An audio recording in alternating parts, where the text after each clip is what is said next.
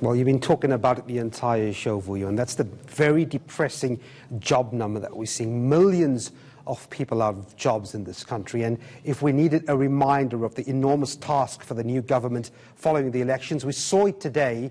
We need jobs for the official 6.2 million people that are out of work. Our unemployment rate, by the way, sitting at 27.6%.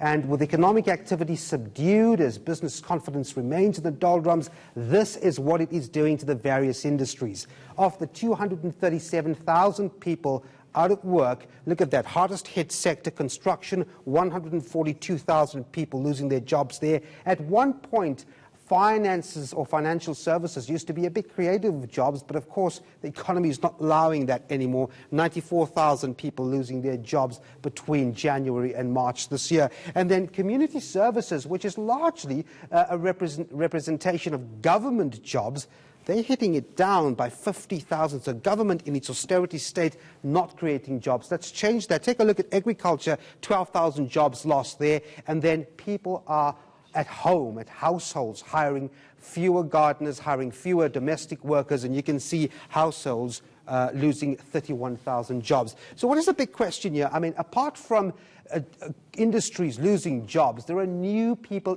being introduced into the job market, and basically you can put that down to two big rates here. One, the population growth rate, 1.6% at the last measure. That's how fast this population in the country is growing. But how fast is the economy growing? Well, the South African Reserve Bank expects the economy to grow at 1.3% this year. And like we've seen in previous years, that very seldom turns out to be the case. It generally is lower than that. And you can see the population growing much faster than the economy. So you will have this non-alignment, and that's one of the reasons economists say that you have such a problematic situation as far as jobs are concerned. But here's what they often call the time bomb here. That's the youth. And this one particular bracket we'd like to actually zone into, of the 10.3 million people aged between 15 and 24 years, 33.2%, that's just more than 3.3 million